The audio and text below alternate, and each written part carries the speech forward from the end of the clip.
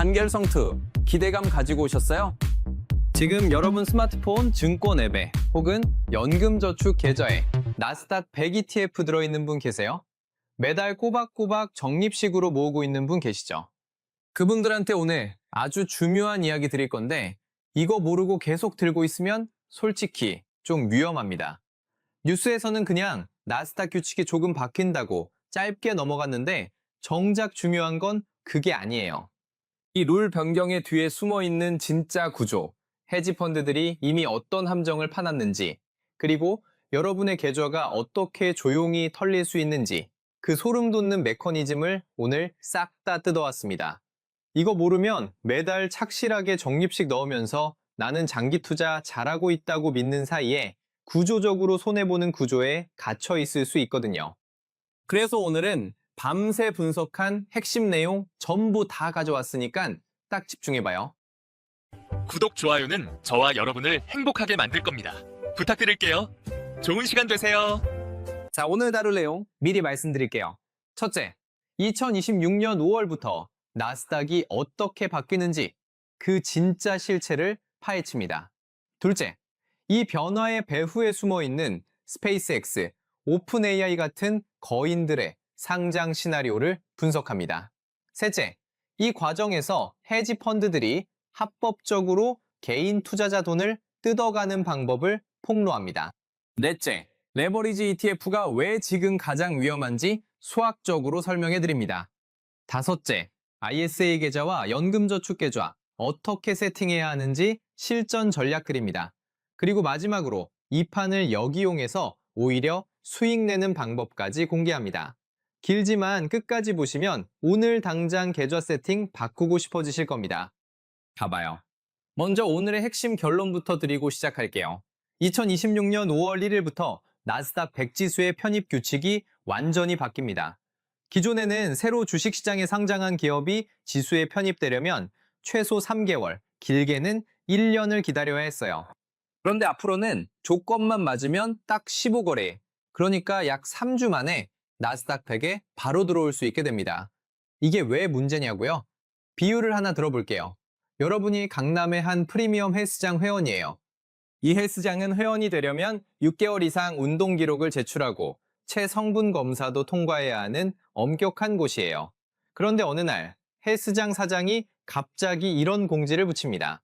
앞으로 연예인이나 인플루언서는 검사 없이 3주 만에 회원 가입 가능합니다. 기존 회원 여러분, 어떤 기분이 드세요? 심지어 그 연예인이 들어오면서 기존 회원 한 명은 떠밀려 나가야 할 수도 있어요. 그게 지금 나스닥에서 벌어지는 일이에요. 이걸 전문 용어로 패스트 엔트리라고 합니다. 빠른 편입 규칙이죠. 그리고 이 규칙이 만들어진 데는 아주 노골적인 이유가 있어요. 스페이스X 아시죠?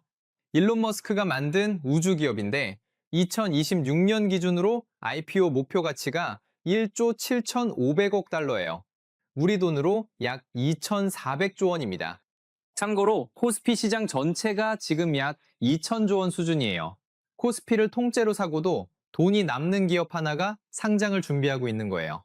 오픈 AI는요, 최근 투자 라운드에서 기업 가치가 약 1,080조 원으로 평가됐고, 엔트로픽도 520조 원짜리 몸값을 자랑하고 있어요. 이 세 기업의 공통점이 뭐냐면 전 세계에서 가장 핫한 기술 기업들인데 아직 주식시장에 산장되지 않았다는 거예요. 자, 이제 나스닥 입장에서 생각해봐요.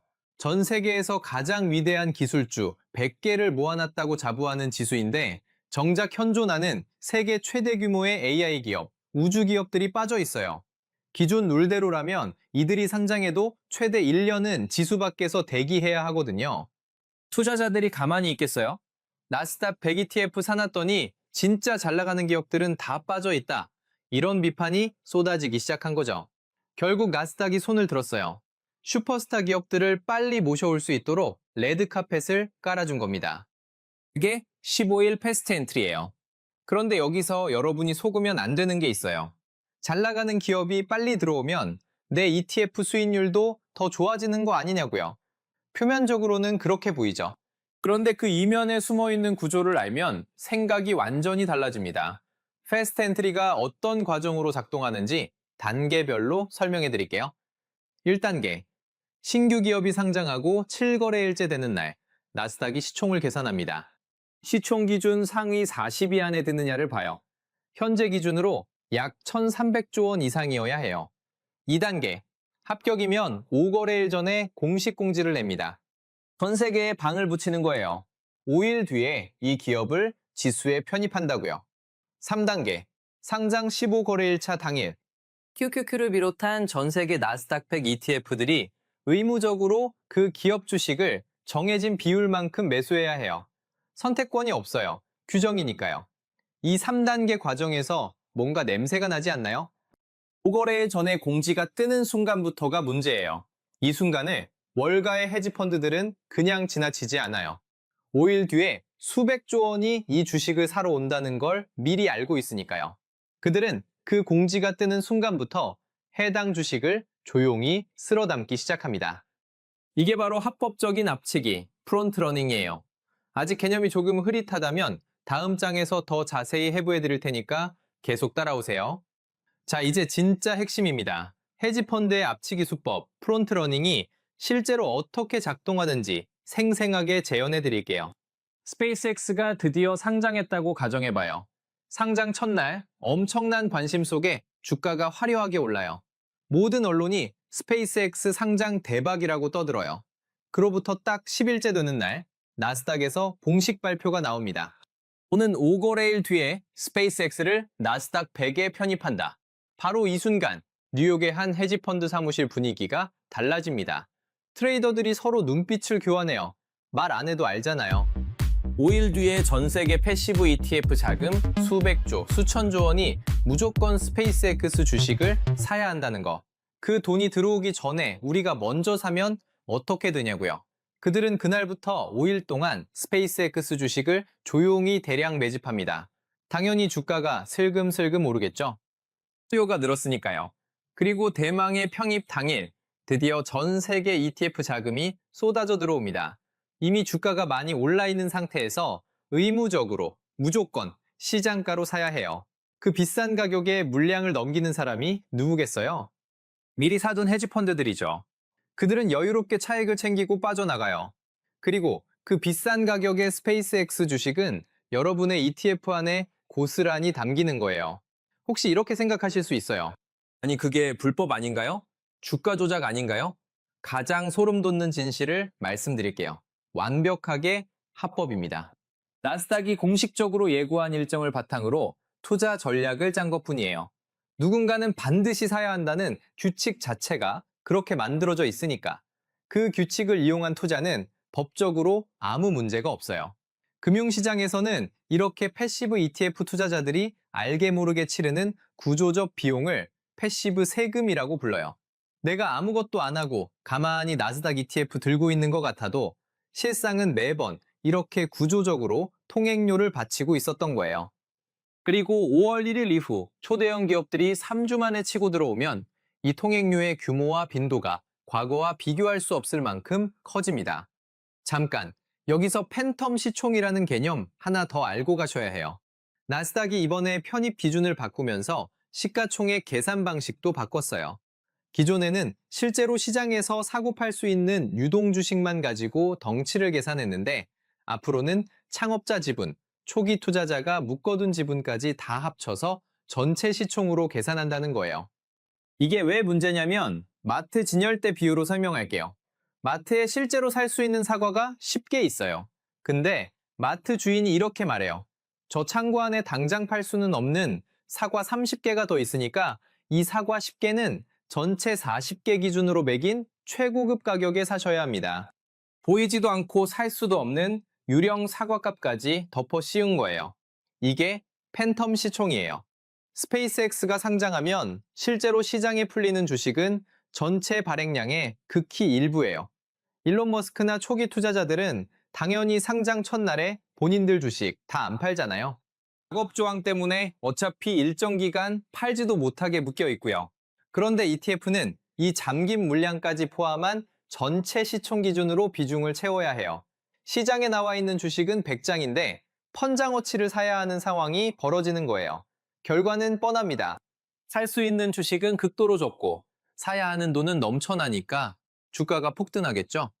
그 폭등한 가격에 의무적으로 사야 하는 피해자가 바로 여러분의 나스닥 ETF예요.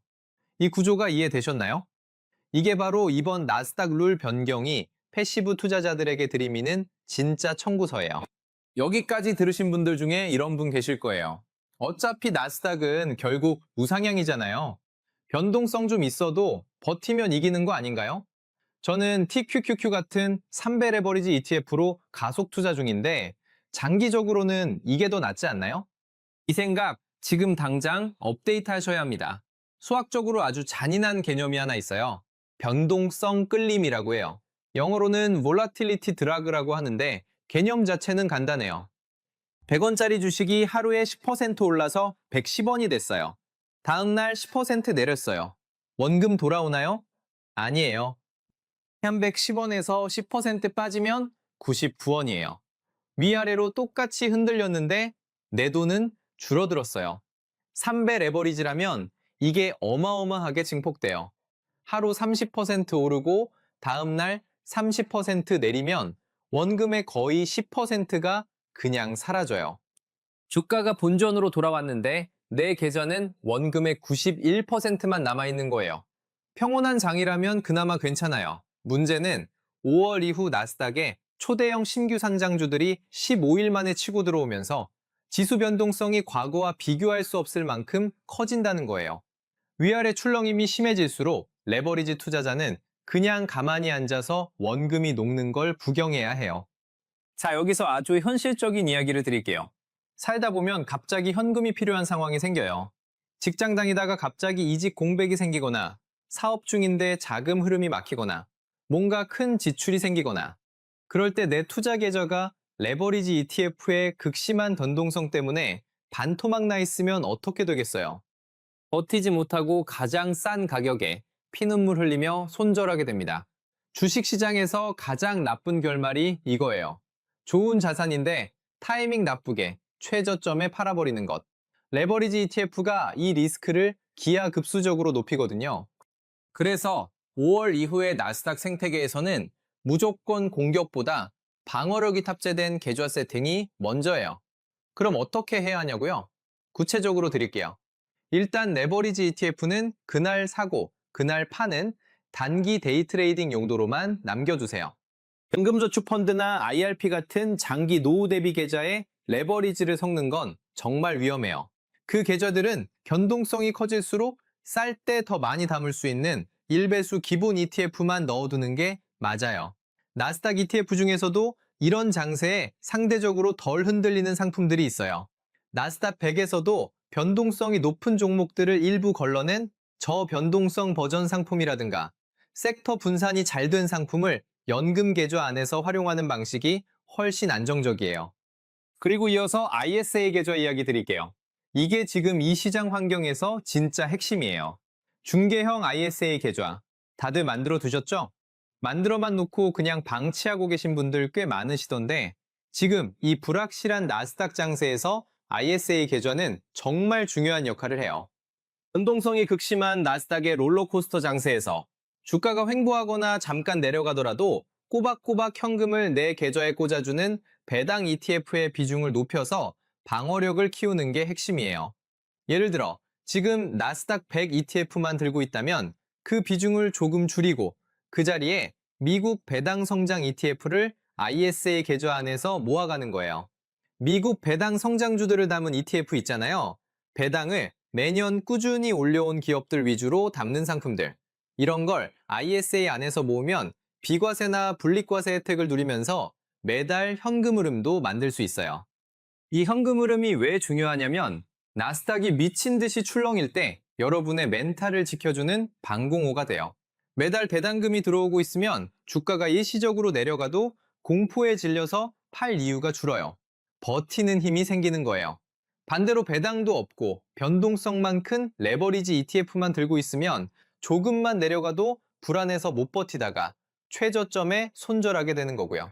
ISA 계좌에서 미국 배당 ETF를 살 때 한 가지 많이들 궁금해하시는 게 있어요.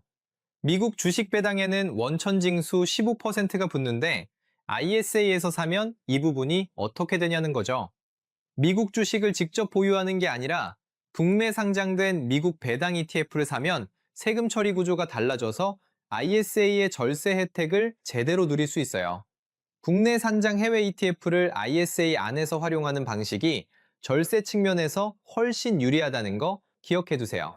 자, 정리하면요. 연금저축 계좌에는 나스닥 100 기본 ETF 1배수로만 가져가고 ISA 계좌에는 배당 성장 ETF를 담아서 현금 흐름을 만들고 레버리지는 단기 트레이딩 용도로만 아주 작게 활용하거나 아예 없애는 게 지금 장세에 맞아요.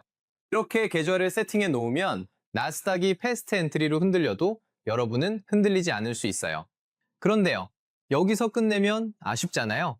방어만 하면 재미없죠. 이 모든 룰을 역이용해서 오히려 수익을 내는 방법이 있어요.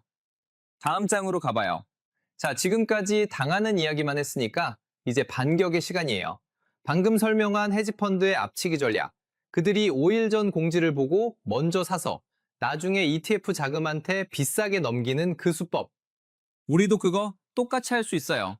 아니, 우리는 더 일찍 움직일 수 있어요. ETF 매니저들은 규정 때문에 나스닥이 공지를 내기 전까지는 손발이 묶여 있어요. 헤지펀드는 5일 전에 움직이고요. 그런데 우리는 상장 첫날부터 자유롭게 살 수 있어요. 이게 이론이 아니라는 걸 실제로 증명한 사례가 있어요. 바로 팔란티어 사태예요. 팔란티어는 AI 데이터 분석 기업인데 2024년 11월에 뉴욕 증권거래소에서 나스닥으로 이전 상장을 한다고 발표했어요. 왜 멀쩡히 있던 거래소를 옮겼을까요? 나스닥으로 넘어가면 나스닥 100지수 편입 자격이 생기고 그러면 전 세계 ETF들이 알아서 수백조 원어치 자기 주식을 강제로 사줄 거라는 계산이 섰기 때문이에요. 결과가 어땠을까요? 이전 상장 발표 당일 팔란티어 주가가 하루 만에 11% 폭등했어요. 한 달 뒤 나스닥 100 편입이 최종 확정됐다는 공지가 뜬 날 또 4% 수직 상승했고요. 이 그림을 미리 읽고 발표 직후에 올라탄 개인 투자자들은 ETF 자금이 뒤늦게 비싸게 사야 할 때 자신들의 물량을 팔아서 수익을 챙겼어요. 스페이스X 상장도 완전히 똑같은 구조예요. 규모만 수천 배 더 클 뿐이죠. 그럼 실전 매뉴얼 드릴게요. 화면 캡처해두세요. 1단계, 스페이스X가 상장하는 첫날 혹은 상장 직후 며칠 안에 여러분이 직접 개별주로 매수하는 거예요. ETF보다 구조적으로 훨씬 저렴한 바닥 가격에 들어갈 수 있는 유일한 타이밍이에요. 2단계, 상장 후 딱 10거래일째 되는 날을 달력에 표시해두세요. 이때 나스닥에서 5일 뒤 편입 공지가 나와요. 이 공지가 뜨는 순간 헤지 펀드들도 매수에 나서니까 주가가 펌핑되기 시작해요. 이미 들고 있는 주식이 오르는 걸 즐기시면 돼요. 3단계, 상장 15거래일차, 편입 당일. 이날 ETF 자금의 강제 매수 물량이 쏟아지면서 단기 고점이 될 가능성이 높아요. 팔란티어도 편입 완료 직후에는 단기 조정을 꽤 받았거든요. 탐욕 버리고 기관들에게 여러분 물량 비싸게 던져주고 수익 확정하세요. 물론 이 전략에도 리스크는 있어요. 무조건 성공하는 필승법이 아니에요. 상장 초기 밸류에이션이 지나치게 고평가된 상태라면 처음부터 흘러내릴 수도 있고 만에 하나 주가가 폭락해서 시총 상위 42조건을 못 채우면 패스트 엔트리 자체가 무산될 수도 있어요. 그래서 이 전략은 전체 시드의 10% 이내, 이뤄도 멘탈 안 나갈 자금으로만 접근하셔야 해요. 그리고 상장 첫날 한 번에 다 사지 마시고 며칠에 걸쳐 분할 매수하는 안전장치는 필수예요. 주식시장에 100%는 없어요. 리스크 관리 없이 전 재산 몰빵하면 그건 투자가 아니라 도박이에요. 기회를 잡되 절대로 과도하게 베팅하지 마세요. 자, 이제 거시적인 큰 그림 이야기를 해볼게요. 이번 나스닥 15일 패스트 엔트리 개편은 단순히 행정 절차 하나가 바뀐 게 아니에요. 이건 나스닥이 시장에 던지는 강력한 메시지예요. 애플, 마이크로소프트가 주도하던 모바일 중심의 전통적인 빅테크 시대가 저물고 AI 인프라와 우주 기술을 지배하는 자들이 다음 10년을 이끌어갈 거라는 선언이죠. 스페이스X, 오픈 AI, 엔트로픽이 모두 나스닥 100에 편입되는 날을 상상해보세요. 지수의 생김새 자체가 완전히 달라져요. 그런데 여기서 한 발짝 더 들어가야 해요. 이 거인들이 세상을 지배하기 위해 밑바탕에 깔아야 하는 진짜 돈의 흐름은 어디 있을까요? 오픈 AI가 GPT를 더 똑똑하게 만들고 스페이스X가 자율주행 우주선을 쏘아 올리려면 상상을 초월하는 AI 연산 능력이 필요해요. 기존 구리배선의 속도와 발열로는 이 데이터 트래픽을 감당할 수 없어요. 이건 곧 데이터를 광속으로 전송하면서 전력 소모는 획기적으로 줄이는 실리콘 포토닉스, 광반도체의 시대가 폭발적으로 열린다는 뜻이에요. 차세대 HBM 메모리 수요는 말할 것도 없고요. 그리고 이 무지막지한 AI 데이터 센터들을 24시간 풀 가동하려면 전기가 엄청나게 필요해요. 재생에너지로는 불안정하고 결국 안정적으로 대용량 전력을 공급할 수 있는 SMR, 소형 모듈 원전이 급부상할 수밖에 없어요. 골드러시 비유 아시죠? 19세기 미국에서 금채굴 열풍이 불었을 때 진짜 돈을 번 사람은 금 캔 사람이 아니라 곡괭이 팔고 청바지 팔고 숙소 운영한 사람들이었어요. 지금 AI 시대에도 마찬가지예요. 오픈 AI가 잘 되면 그 회사 주식보다 오픈 AI가 반드시 써야 하는 서버를 만드는 회사, 그 서버를 연결하는 네트워크 장비 만드는 회사, 그 데이터 센터에 전력 공급하는 원전 기업들이 구조적으로 수혜를 받는 구조예요. 나스닥 100은 이제 단순한 미국 기술주 100개가 아니에요. 반도체, 우주, AI, 차세대 에너지 인프라가 하나로 융합된 인류의 미래 지수로 진화하고 있어요. 5월 1일은 그 진화의 방아쇠가 당겨지는 날이에요. 여러분의 장기 포트폴리오가 이 거대한 기술적 지각 변동에 준비가 되어 있는지 지금 한번 돌아보셔야 해요. 자, 긴 이야기였는데 핵심만 정리해 드릴게요. 첫 번째, 나스닥 100 ETF 계속 모으셔도 됩니다. 단 1배수 기본 상품으로요. 레버리지는 당장 비중을 점검하세요.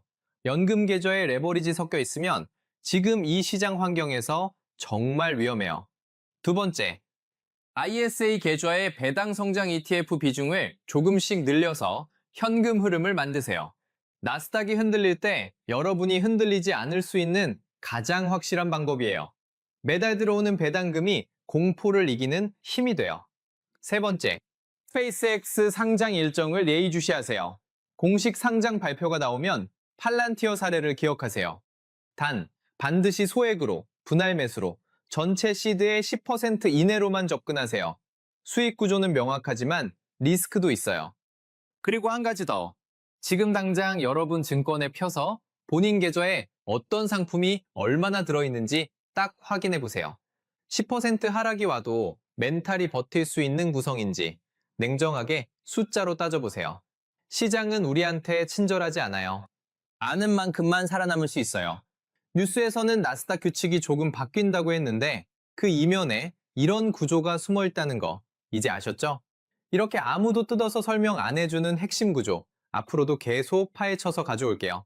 도움됐다 싶으시면 좋아요 한 번씩 시원하게 눌러주시고 궁금한 종목이나 분석해줬으면 하는 주제 있으면 댓글로 편하게 남겨주세요. 다음 영상으로 또 뵙겠습니다. 선생님들 진짜 다 같이 단결 성투! 자, 여기까지 오신 분들은 진짜 진지한 분들이에요. 보너스로 하나 더 드릴게요. 과거에 나스닥 100에 편입된 기업들 사례를 보면 앞으로 어떤 패턴이 반복될지 더 잘 보여요. 팔란티어 말고도 비슷한 사례가 몇 가지 있었는데 가장 임팩트 있었던 건 테슬라예요. 테슬라가 S&P 500 지수에 편입될 때 이야기예요. 2020년 11월 S&P 다우존스 지수위원회가 테슬라를 S&P 500에 편입한다고 발표했어요. 발표 당일부터 편입일까지 약 한 달 동안 테슬라 주가가 엄청났어요. 발표 이후 편입 전까지 거의 70% 가까이 올랐으니까요. S&P 500 편입 전 세계 인덱스 펀드와 ETF들이 수십조 원의 테슬라 주식을 의무적으로 사야 했고 헤지 펀드들이 그 공백을 정확히 이용했어요. 그리고 편입이 완료된 직후에는 어떻게 됐을까요? 장기적으로 꽤 의미 있는 조정이 왔어요. 매수 이벤트가 끝나자마자 차익 실현 물량이 쏟아졌거든요. 이게 공식이에요. 편입 발표부터 편입 당일까지는 올라가고 편입 완료 후 단기 조정이 오는 패턴. 테슬라도 그랬고 팔란티어도 그랬어요. 스페이스X도 이 공식에서 크게 벗어나지 않을 가능성이 높아요. 물론 규모가 훨씬 크고 관심도 훨씬 높기 때문에 변동성도 훨씬 클 수 있지만 기본 방향성은 비슷한 흐름으로 갈 가능성이 높아요. 그렇다면 이 패턴을 알고 있는 사람과 모르는 사람의 대응은 완전히 달라지겠죠? 하나 더 짚어드릴게요. 나스닥 100에서 편출되는 기업 입장도 생각해 봐야 해요. 신규 기업이 패스트 엔트리로 치고 들어오면 기존에 100위 안팎에 있던 기업 중 하나는 결국 밀려날 수 있어요. 당장 편출은 아니지만 다음 정기 변경일에 아웃될 후보 리스트가 생기는 거예요. 이 편출 예상 기업들은 미리 사전에 주가가 약세를 보이는 경향이 있어요. 편입 발표가 호재라면 편출 예상은 악재니까요. 전 세계 ETF들이 그 기업을 팔아야 하는 상황이 오는 거잖아요.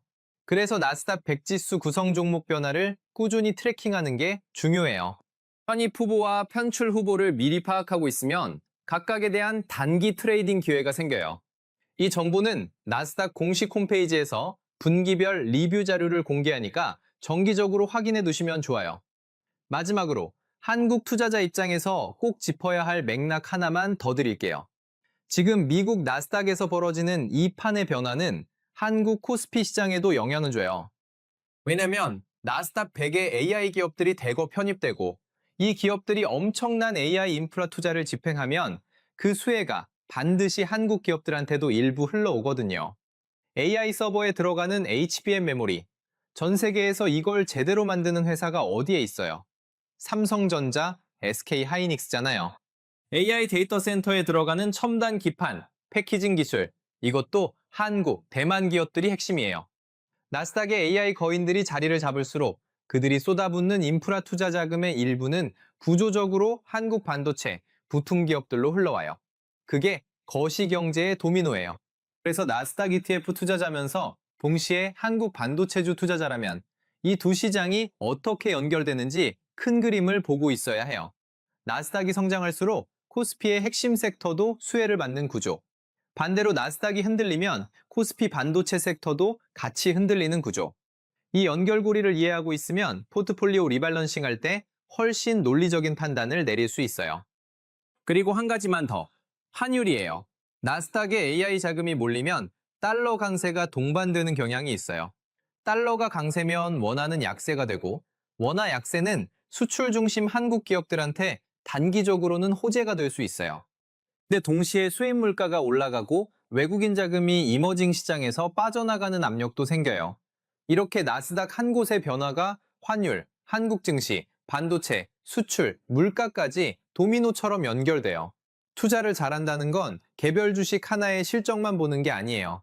이런 거시적인 연결고리를 이해하고 그 흐름에 맞춰 포트폴리오를 조금씩 조정해 나가는 거예요. 오늘 영상 하나로 이 큰 그림까지 이해하셨다면 여러분은 이미 시장 평균보다 훨씬 앞서 있는 거예요. 정보도 중요하지만 결국 투자에서 살아남는 건 마인드셋이에요. 오늘 드린 내용을 바탕으로 세 가지만 기억해 가세요. 첫 번째, 시장은 항상 여러분을 위해 돌아가지 않아요. 나스닥 우상향이라는 말은 맞아요. 하지만 그게 여러분이 아무것도 안 해도 된다는 뜻이 아니에요. 룰이 바뀌고 구조가 바뀌면 그 안에서 어떻게 포지션을 잡느냐에 따라 같은 지수를 들고도 결과가 완전히 달라져요. 변화를 모르면 구조적 손해 구조에 계속 갇혀 있게 돼요. 두 번째, 공포와 탐욕 모두 여러분의 적이에요. 패스트 엔트리로 스페이스X가 들어온다고 무조건 ETF 다 팔면 안 돼요. 그렇다고 아무 생각 없이 레버리지 풀로 때려박는 것도 안 돼요. 오늘 드린 내용을 바탕으로 자신의 리스크 허용 범위 안에서 이성적으로 판단하는 게 핵심이에요. 세 번째, 분산하되 이유를 알고 분산하세요. 나스닥 ETF, 배당 ETF, 반도체 개별주를 섞는 건 분산 투자예요. 근데 왜 이렇게 섞었는지 본인이 설명할 수 있어야 해요. 각 자산이 서로 다른 시장 환경에서 어떻게 반응하는지 이해하고 조합하는 거예요. 이유 없는 분산은 그냥 흩뿌리는 거예요. 오늘 영상이 여러분의 투자 판단에 실질적인 도움이 됐으면 좋겠어요. 시장에 공짜 점심은 없고 아는 만큼만 살아남아요. 밤새 이런 내용 파헤쳐서 다음 영상도 알차게 가져올게요. 도움됐다 싶으시면 좋아요 눌러주시고 더 분석해줬으면 하는 주제 있으면 댓글로 남겨주세요. 선생님들, 오늘도 진짜 다 같이 단결 성투!